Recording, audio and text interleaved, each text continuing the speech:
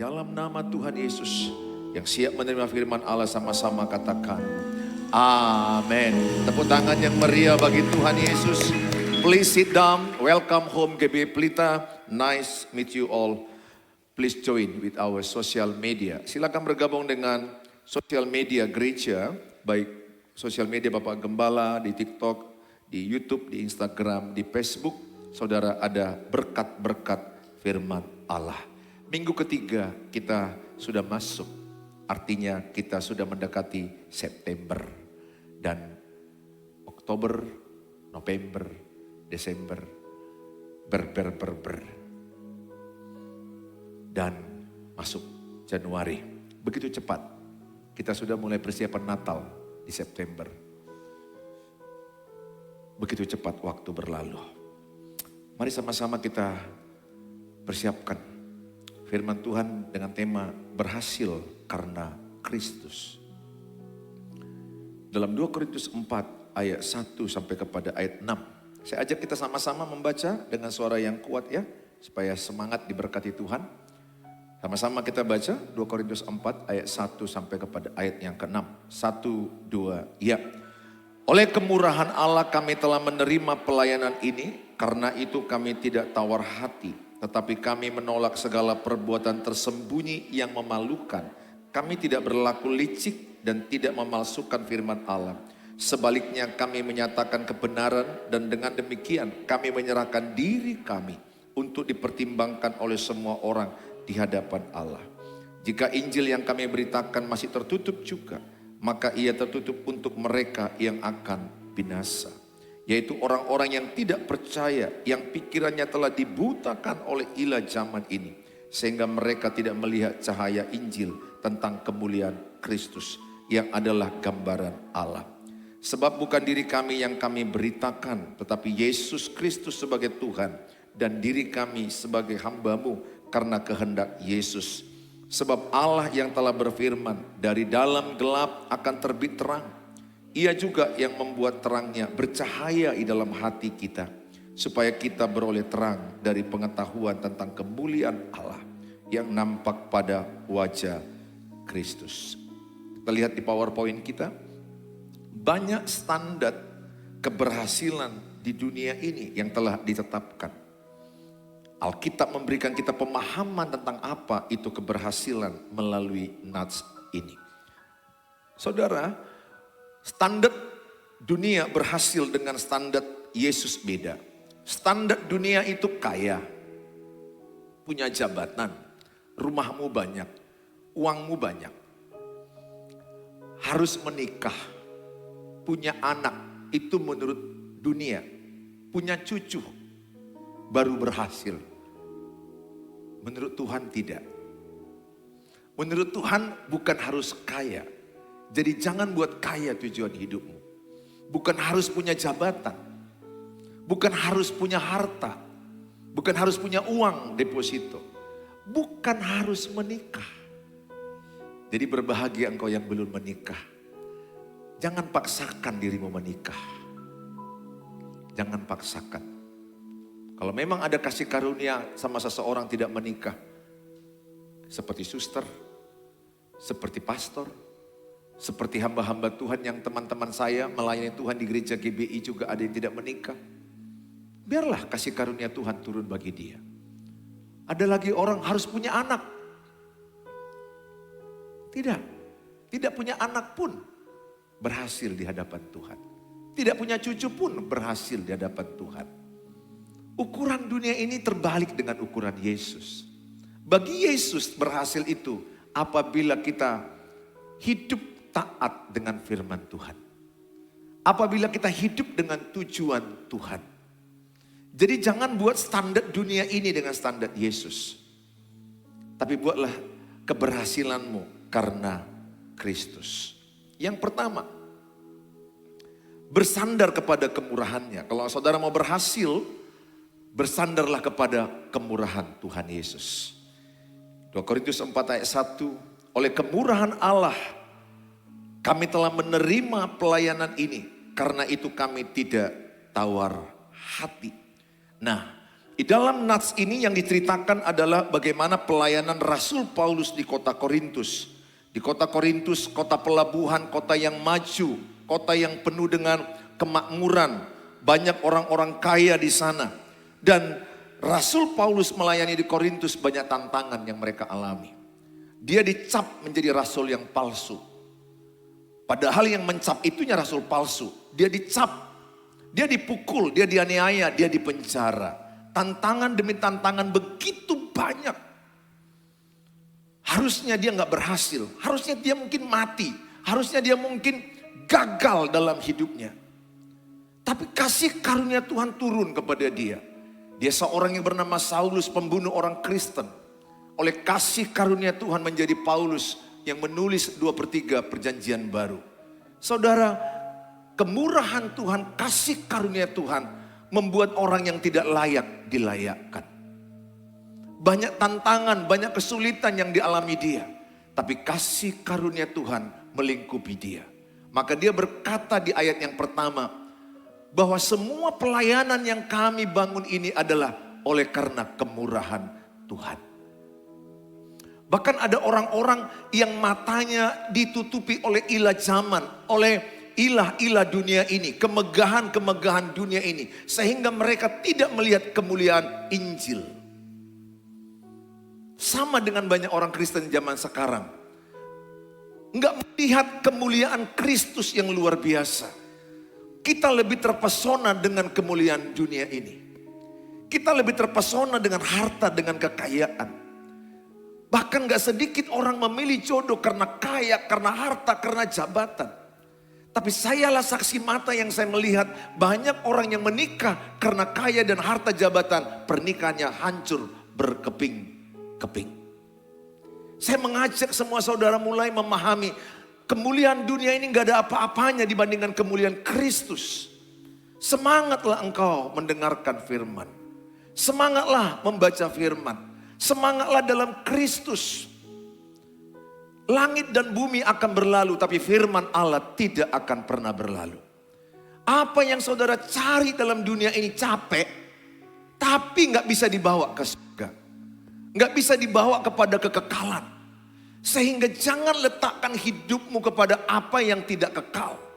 Tapi letakkanlah hidupmu kepada apa yang kekal. Berpikirlah kepada apa yang kekal, apa yang bisa kubawa ke surga.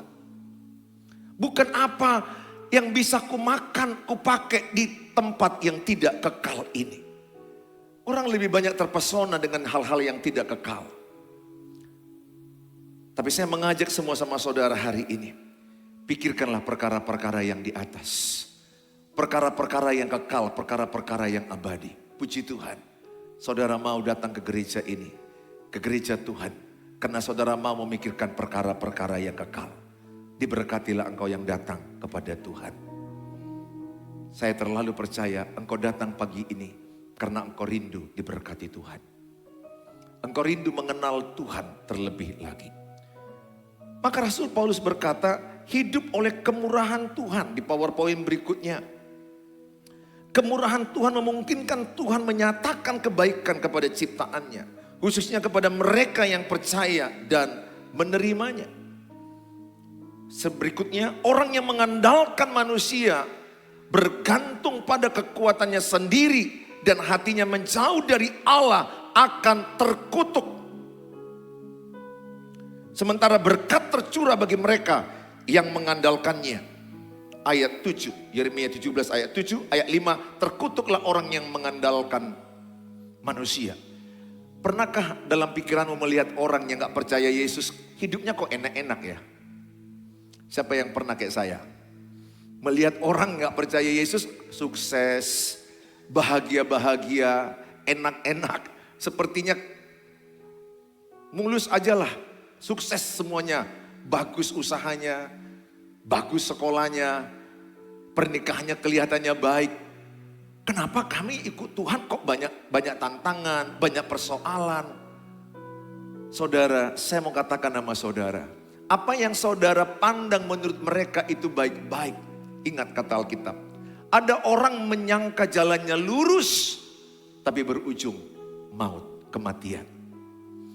Kita lihat mereka sepertinya baik-baik saja, gak ada persoalan, gak ada tantangan. Tapi saya mau katakan, mereka yang tidak di dalam Tuhan Yesus sedang menuju kepada kebinasaan.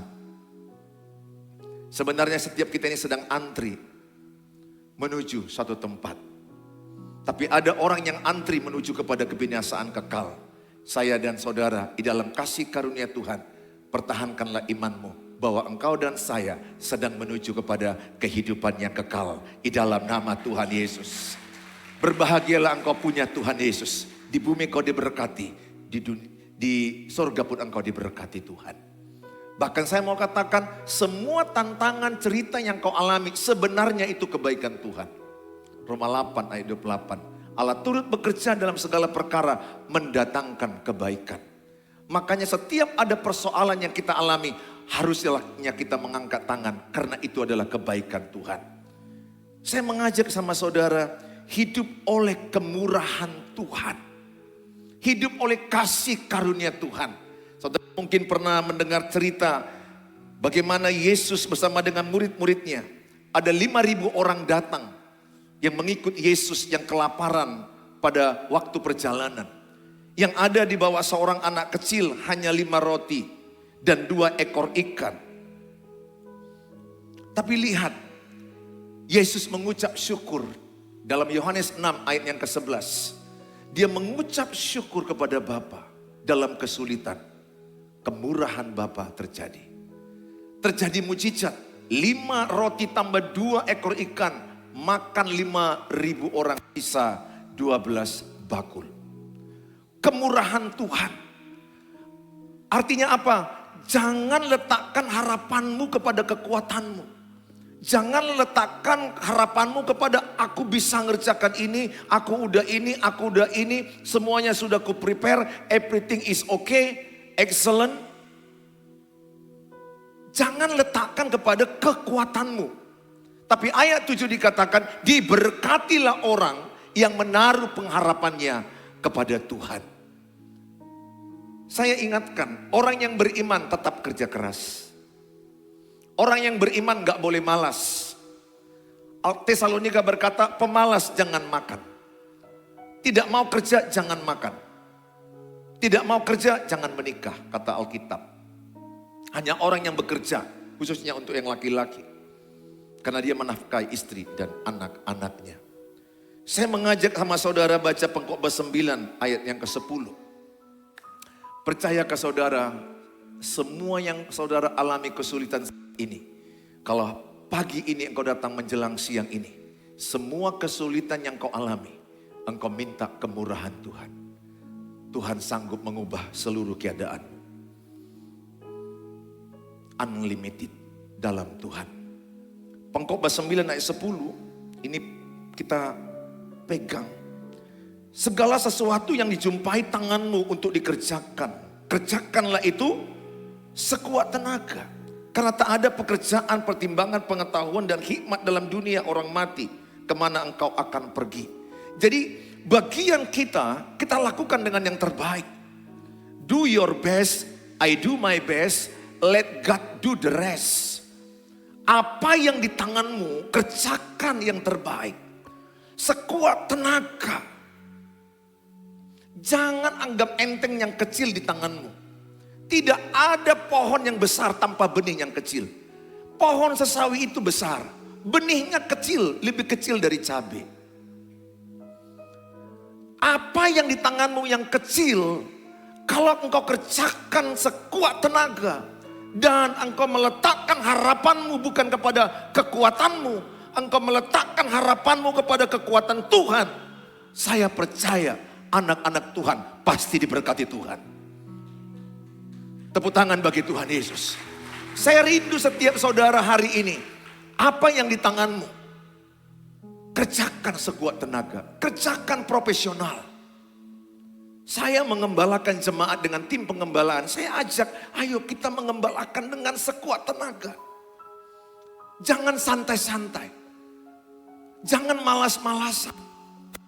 Apa yang bisa kita kerjakan sekuat tenaga. Tapi hiduplah oleh karena kemurahan Tuhan. membangun pelayanan Paulus, dia berhasil, dia tahu. Merendahkan hatinya. Semua karena kemurahan Tuhan. Kalau bukan kemurahan Tuhan, dia nggak berhasil. Saya menyaksikan gedung gereja ini, pelayanan gereja ini. Saya sadar betul, kalau bukan kemurahan Tuhan, ini nggak bisa berhasil. Semua karena kemurahan Tuhan. Makanya pesanku sama saudara, jauhkanlah sungut-sungut di hatimu. Bersungut-sungut itu tidak percaya Tuhan. Bersungut-sungut, 1 Korintus 10 ayat 10, mengundang roh kematian. Maka saya pantangkan di lidahku ini kata sungut-sungut. Haram.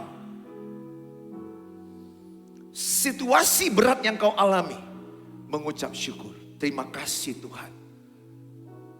Mengucap syukur tandanya kau percaya Tuhan. Mengucap syukur memuliakan nama Tuhan. Dalam kitab Mazmur dikatakan orang yang mengucap syukur adalah memuliakan Tuhan. Muliakan Tuhan dengan ucapan syukur. Jadi seberat apa yang sedang kau alami dalam pernikahan, seberat apa yang kau alami dalam studimu, dalam keuangan, dalam pekerjaan, apapun yang saudara sedang hadapi, saya mau katakan dalam nama Yesus, bersyukurlah dalam segala keadaan.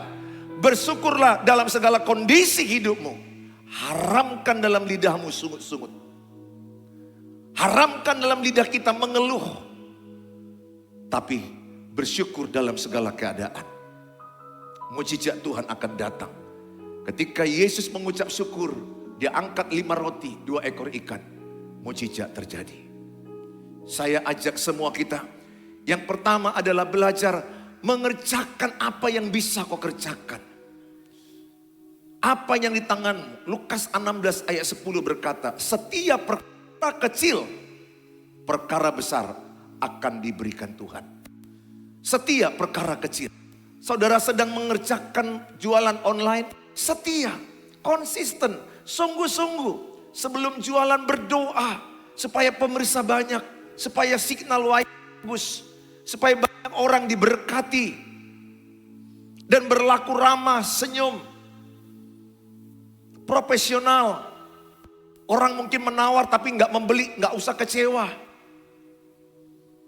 Berkati mereka, lihat, lakukan bagianmu. Percaya bagian Tuhan akan dilakukannya. Saudara yang saya kasihi, setialah perkara kecil. Lakukan yang terbaik. Hiduplah oleh kemurahan Tuhan, oleh rahmat Tuhan. Saudara mungkin bekerja dengan maksimal, hasilnya 3. Saudara rindu hasilnya 6. Udah maksimal 3 hasilnya. Tapi engkau berkata, aku percaya kemurahan Tuhan turun atas hidupku. Tuhan sanggup mengubah. Hasil kemampuanmu hanya 3. Tapi kasih karunia Tuhan bisa angka lebih daripada 3. Kenapa? Diberkatilah orang yang mengandalkan Tuhan. Diberkatilah orang yang menaruh pengharapannya kepada Tuhan Yesus. Saya mengajak setiap saudara hidup oleh kemurahan Tuhan. Amin. Katakan semuanya oleh karena kemurahan Tuhan. Ya. Coba angkat kedua tanganmu. Semua yang dikerjakan tanganku ini akan saya kerjakan sekuat tenaga. Aku percaya. Aku serahkan hasilnya kepada tangan Tuhan. Tuhanlah pengharapanku. Sehingga apa yang dikerjakan tanganku ini diberkati Tuhan melimpah-limpah dengan kebaikan Tuhan. Untuk memuliakan nama Tuhan. Beri kemuliaan bagi nama Tuhan Yesus. Beberapa di antara mau kulihat mungkin jualan-jualan sederhana, jualan-jualan, ya mungkin saudara merasa kecil. Ingat ya, di hadapan Tuhan gak ada pekerjaan kecil, gak ada pekerjaan besar. Sebenarnya talenta 1, 2 dengan 5 bukan masalah jumlah, masalah kesetiaannya. Mungkin engkau hanya jualan-jualan tomat dengan teman-temannya di sel grup, cabai, bawang. Itu pun nyewa 20.000 per hari. Saudara buka, taruh tikar. Saudara angkat tiap hari. Saya bisa merasakan beberapa di antaramu. Bangun pagi-pagi, pergi ke sentral. Distributor. Mereka ada kasih tomat sekian, cabai sekian, bawang sekian, lengkuas sekian. Tiap pagi kau kerjakan, tiap pagi. Tapi kalau engkau mengerjakannya dengan ucapan syukur. Kalau engkau mengerjakannya dengan mengandalkan Tuhan, engkau datang. Di lapak yang kau sewa per hari, bayar 20.000. Kau kerjakan tanpa mengeluh. Kau kerjakan dengan memuliakan Tuhan. Kau kerjakan dengan excellent. Lapaknya kau bersihkan. Kau letakkan tomat dengan baik. Kau lap supaya tomat itu glowing. Bukan hanya wajahmu glowing, tomat pun perlu glowing. Engkau buat cabai sebelahnya, bersihkan, rapi. Kau duduk dengan sopan.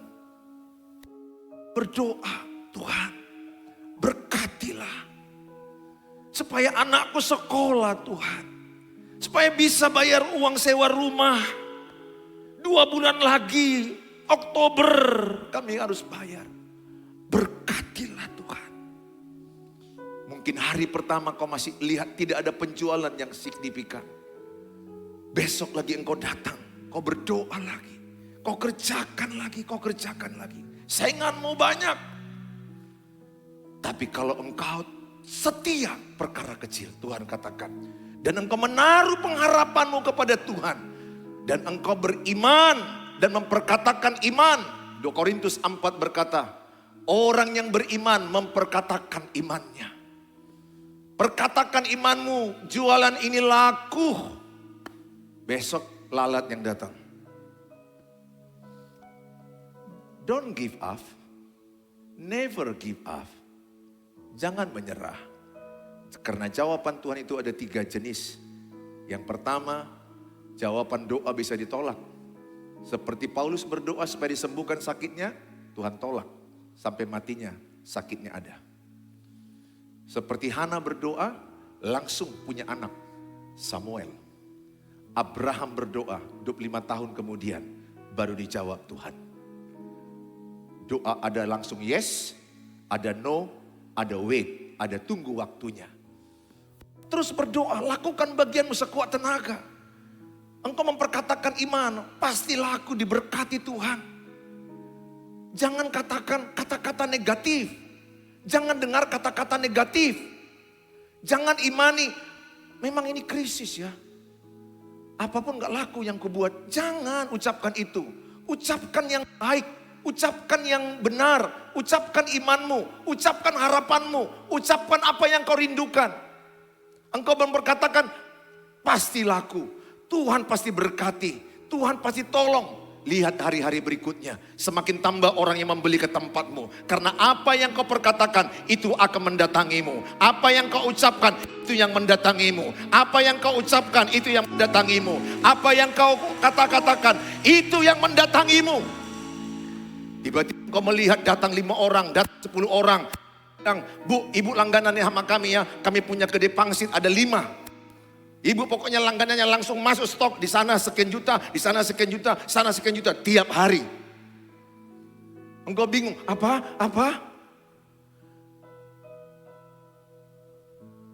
Kenapa? Tuhan melihat engkau udah waktunya.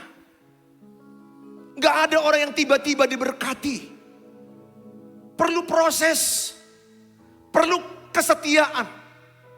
Saya mengajak sama semua saudara, kerjakan bagianmu dengan baik. Jangan suka mengatakan, aduh memang ini krisis ya. Tahun 2023 udah dibilang Pak Jokowi, tahun gelap. Maka kulihat semua gelap dunia ini. Saking gelapnya gak tahu lagi yang mana istriku, gelap semua. Ada loh, suami bilang gitu sama saya, gelap Pak dunia ini. Gak tahu mana istriku, mana istri orang. Saking gelap.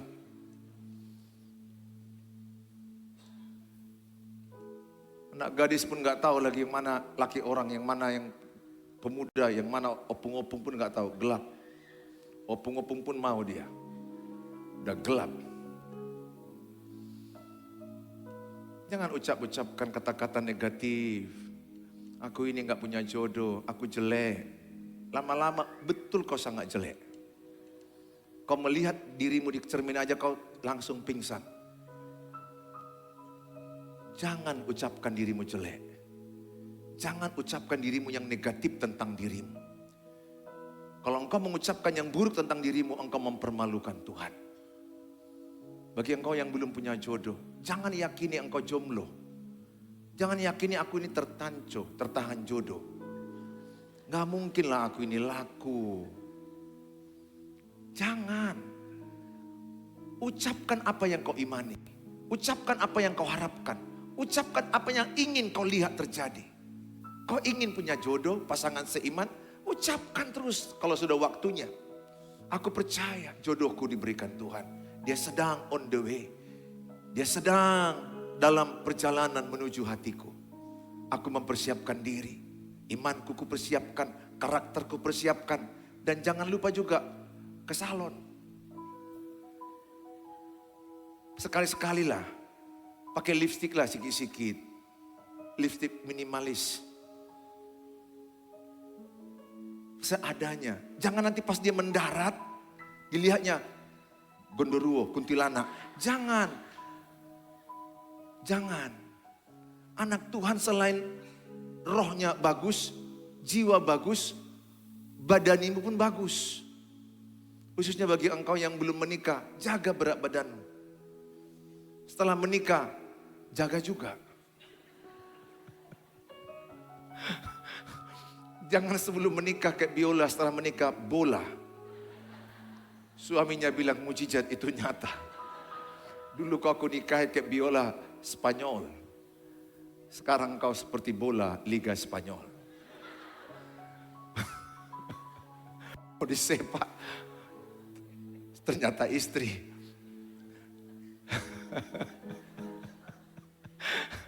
Ya sudahlah, bagi saudara yang udah berjuang, aku pun berjuangnya. Cuma sama-sama belum berhasil, kita jangan putus asa. Ya paling tidak, tadi kan khotbah ini untuk anak gadisnya sebenarnya. Rawat dirimu. Jangan udah datang nanti si lamhot dekat-dekat samamu, napasmu bau. Langsung ilfil. Coret, tidak masuk dalam nominasi. Jaga.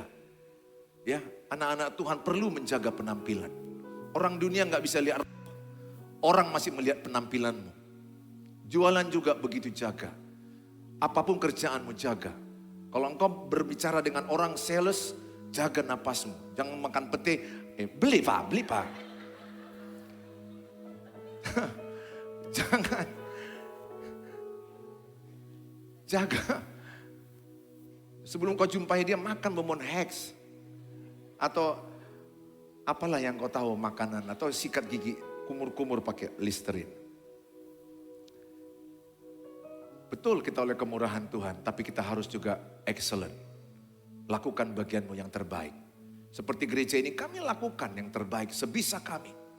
Bagian Tuhan akan mengirimkan jiwa-jiwa. Yang kedua adalah bertindak dengan integritas.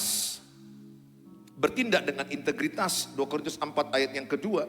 Tetapi kami menolak segala perbuatan tersembunyi yang memalukan. Kami tidak berlaku licik dan tidak memalsukan firman Allah. Sebaliknya kami menyatakan kebenaran dan dengan demikian kami menyerahkan diri kami untuk dipertimbangkan oleh semua orang di hadapan Allah. Saudara, Rasul Paulus, dia tidak ada agenda tersembunyi melayani Tuhan. Tidak ada yang ditutup-tutupinya.